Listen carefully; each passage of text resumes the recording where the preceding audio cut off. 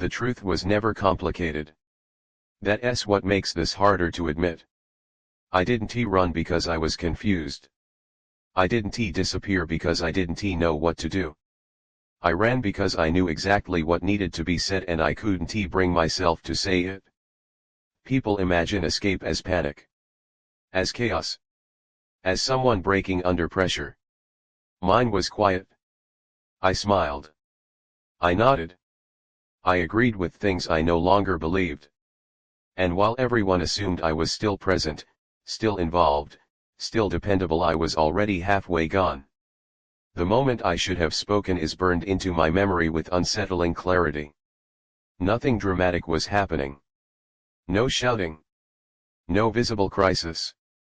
Just a conversation drifting toward a point where honesty would change everything.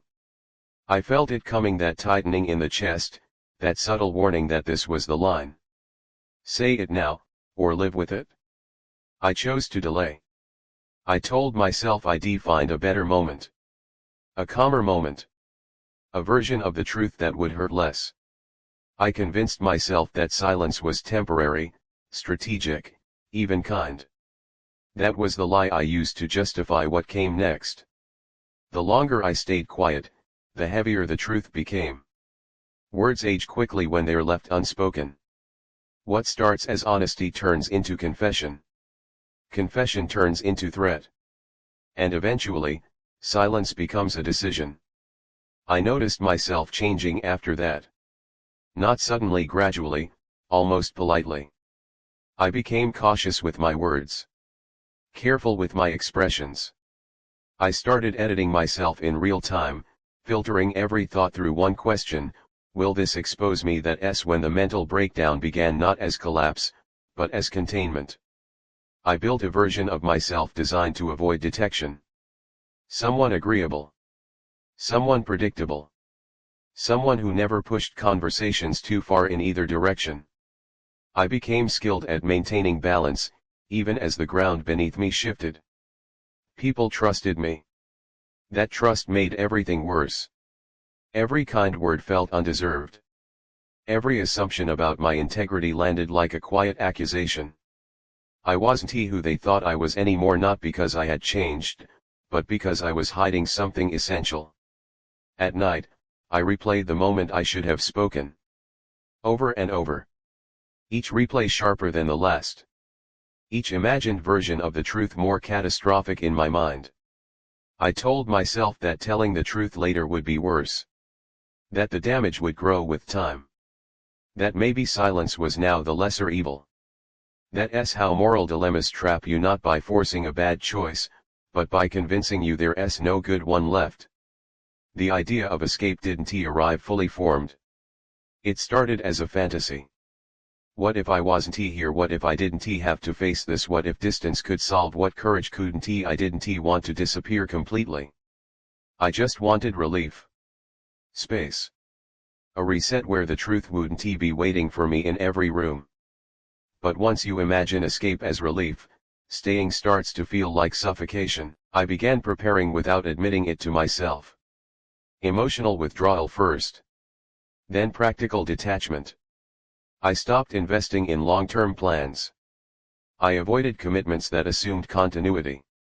Inside, I was already leaving. The night before I ran, I sat alone and felt something close to calm.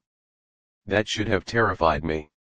Calm doesn't belong at the edge of something irreversible. But fear had already done its work. Calm was just what came after surrender.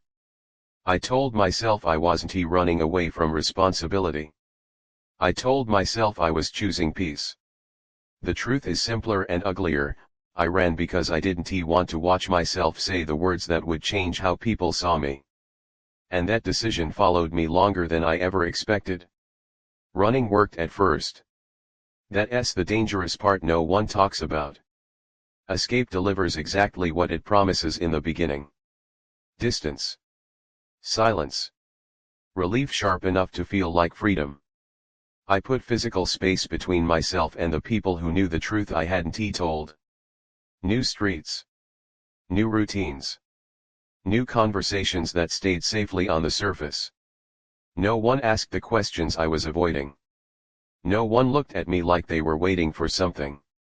For a while, I could breathe again. But relief is not resolution. It's a pause, and pauses don't last. The truth didn't follow me loudly. It didn't chase. It settled inside me, quiet and patient, like something that knew I would eventually run out of places to hide. I noticed it in small moments.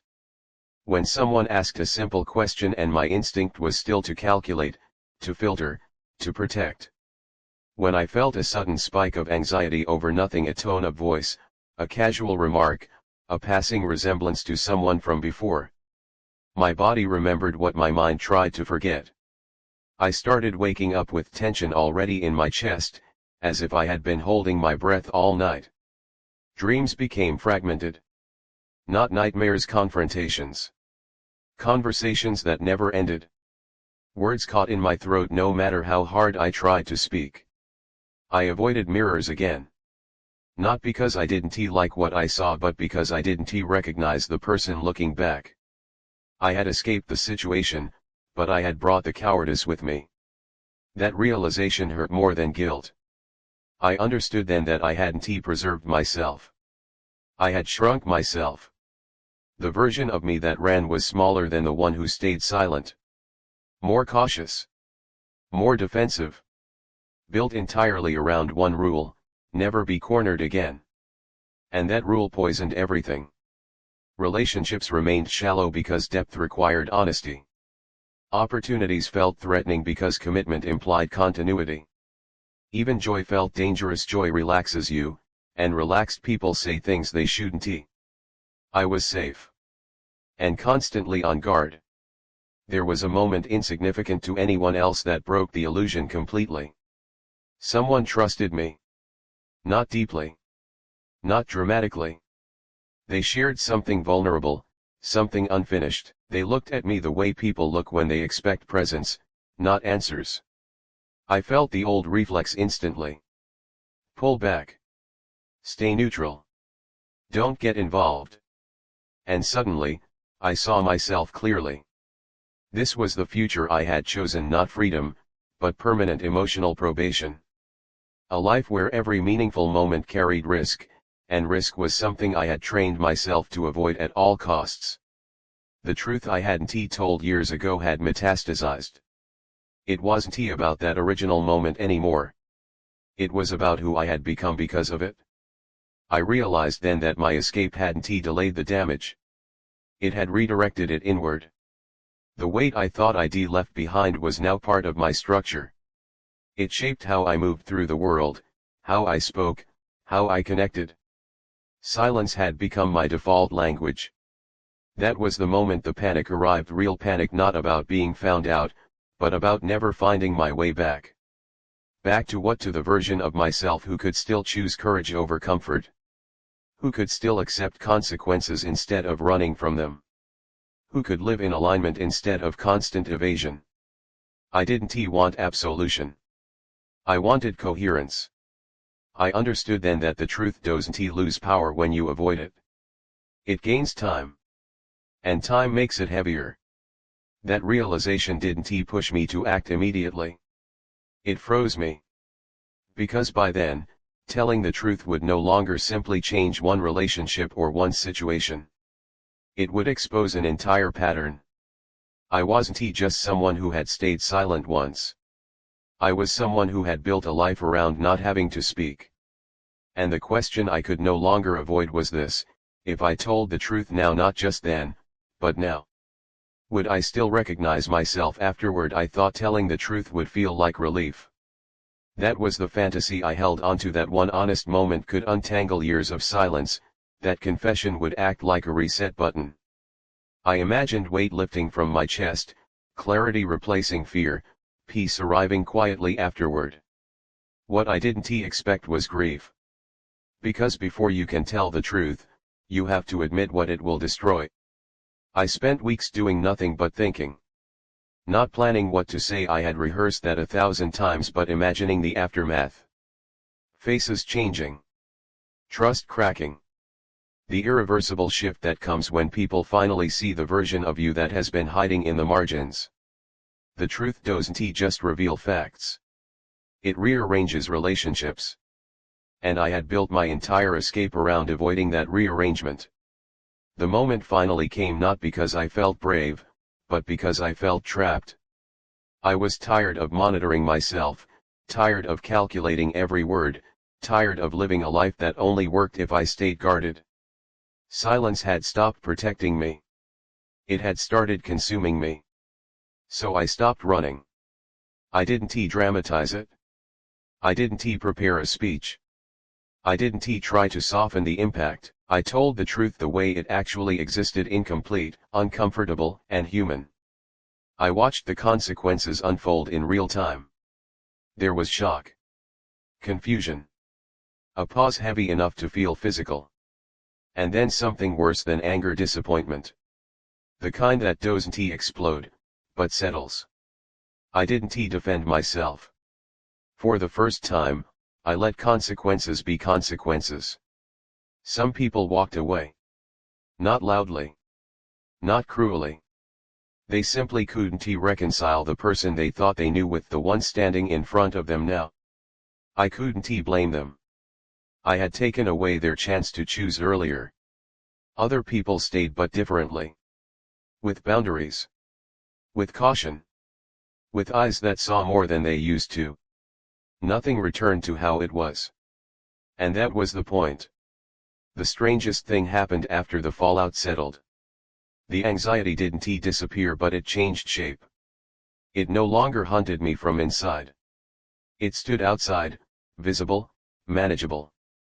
The fear of being exposed was gone, because there was nothing left to expose.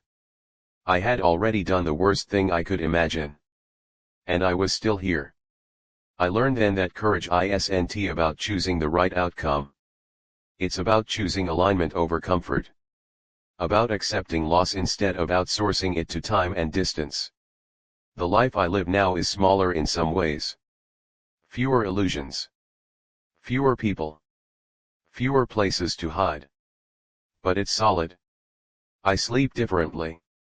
Not perfectly, but honestly. I speak with less elegance and more accuracy.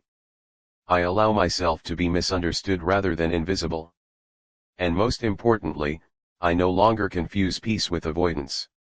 If you're listening to this and carrying a truth you keep postponing, telling yourself you'll speak when it's safer, calmer, less complicated, hear this: silence doesn't protect you forever. It only delays the damage and redirects it inward. Running feels like relief until you realize you're running from yourself. I ran instead of telling the truth. And it cost me years of coherence. Telling the truth didn't save everything. But it saved me from becoming someone who could never stop hiding. And that, finally, was worth the cost.